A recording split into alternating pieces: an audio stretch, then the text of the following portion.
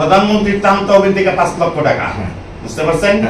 এবং আমি জেলখানা থেকে লয়ে বাড়িছি 6.5 লক্ষ টাকা, 5 আর 6 11 লক্ষ টাকা।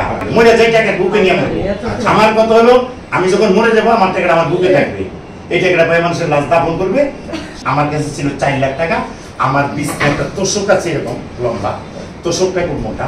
অনেকে ভার্চুয়াল মিডিয়াতে প্রশ্ন করছে যে আপনি এই 4 লাখ টাকা কই পাইলেন? 4 লাখ টাকা প্রধানমন্ত্রী দিয়েছে আমাকে 6 লাখ, 5 লাখ টাকা। প্রধানমন্ত্রীর ত্রাণ তহবিল থেকে 5 লক্ষ টাকা, বুঝতে পারছেন? এবং আমি জেলখানা থেকে লয়ে বাড়িছি 6.5 লক্ষ টাকা, 5 আর 6 11 লক্ষ টাকা। বাইরে হওয়ার পরে 4টায় যেমন টক শো করতেছি আমি, আর চ্যানেলে টক শো করছি, আপনি দেখছেন তো, ওইখান থেকে কিন্তু 25,000 টাকা আমাকে দেওয়া হয়েছে। জানেন এটা আপনি? না, আমরা জেনে নিব। আচ্ছা, জেনে নেবেন সবকিছু। এবং আরেকটা ইয়েতে টক শো, মানে 3টা টক শো করেছি।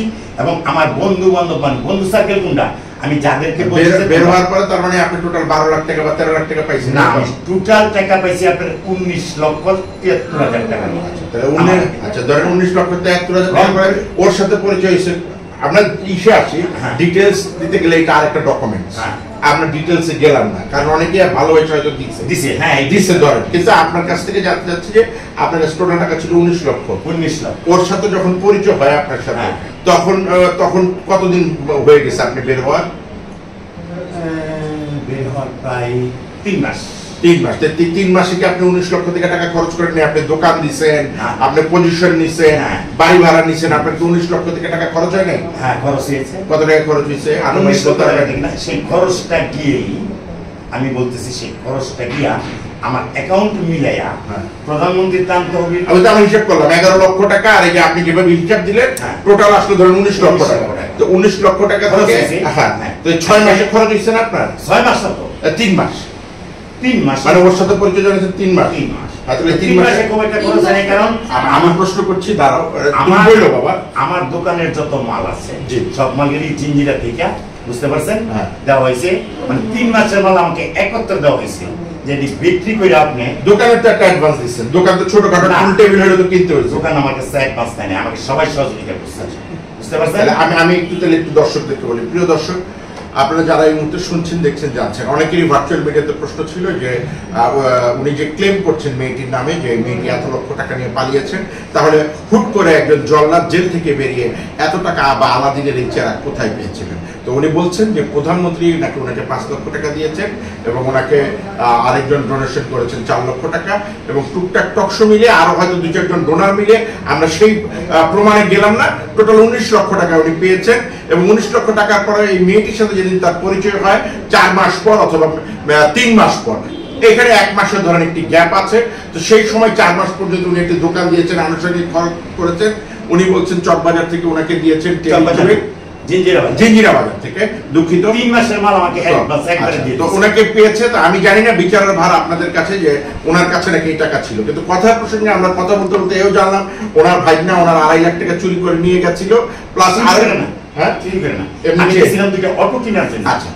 আমি আবারও ভুল করলাম যে যেহেতু কারণ ওনাদের এই চিল্লাচিল্লিতে আমার আসলে মাথা ঠিক থাকছে না যে ওনার ভাইনাকে উনি দিয়েছিলেন। তো ধরেন যদি 18 লাখ টাকা থেকে ওই 2.5 লক্ষ টাকা আরেকজনে দিছিল, এই টাকাটা 3 লক্ষ টাকা দিছিল আমাকে, যেটা নিয়ে আমি আপনাকে বলি, যেটা হলো আমি জেলখানার থেকে একটা ছেলেকে কিছু টাকা দিছিলাম, সেই টাকাটা তাকে দিছিলাম 5 লক্ষ টাকা। পরে বলল যে কাকা আমি তো এত টাকাটা দিতে পারবো না, আমি টাকাটা খরচ করছি, এই 3 লক্ষ টাকা আমি আপনাকে দিয়ে দিলাম।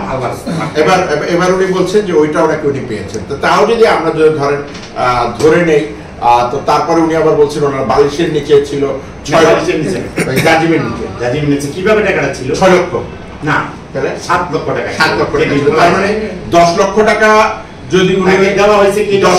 আমি একটু শেষ করি, আপনি আমার কথাটা এই হলে আবার আমাকে যোগ করে দিবেন ওই লোকের মতো।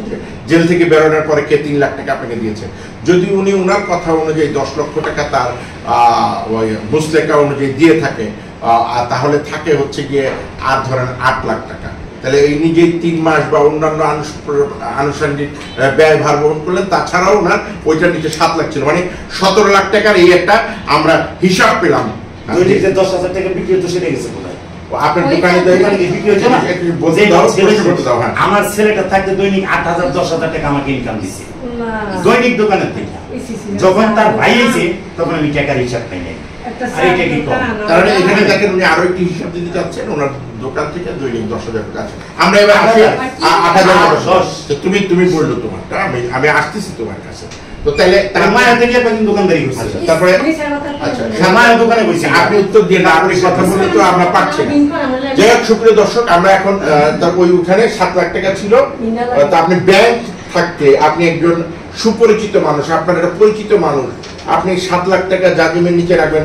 অনেকেই যারা ভার্চুয়াল মিডিয়াতে অতীতে আপনার ইন্টারভিউ দেখেছে, নিচে প্রশ্ন লিখেছে যে ভাই তুমি তো বাংলাদেশ সরকারের চেয়ে অনেক ক্ষমতাবান, তুমি জাজিমের নিচে কেন 7 লাখ টাকা রাখেন? ওদের উদ্দেশ্যে আপনি কি বলবেন? আচ্ছা, ওদের উদ্দেশ্যে আমি এটা বলবো যে আমার টাকাটা আমি রেখেছিলাম 2টা সিএনজি কেনার জন্য। আমার কাছে জাজিমের নিচে কেন রাখেন? আমি আমার সব টাকা আমি এখানে রাখছি, আমি কোনোদিনও টাকা কারো হাতে রাখিনি। আমি জেল জীবন থেকে এটা আমার শিক্ষা হয়ে গেছে। আচ্ছা, বুঝতে পারছেন? মানে জেল জীবনে কি এরকম চুরি হয় জেলখানা? হ্যাঁ, জেলখানা চুরি হইতো, টাকা নিলে পরে সেটা চোরার ধরা পড়লো, কিন্তু মাইক খাওয়া শেষ। আচ্ছা, পাইতাম। সেই জন্য আপনি জাজিমের নিচে আমারটা আমার মরে যাই টাকা বুকে নিয়ে মরবো। আমার কথা হলো আমি যখন মরে যাবো আমার টাকাটা আমার বুকে থাকবে, এই টাকাটা পাই মানুষের লাশ দাফন করবে, কিছু করাবে সমস্যা কোথায়?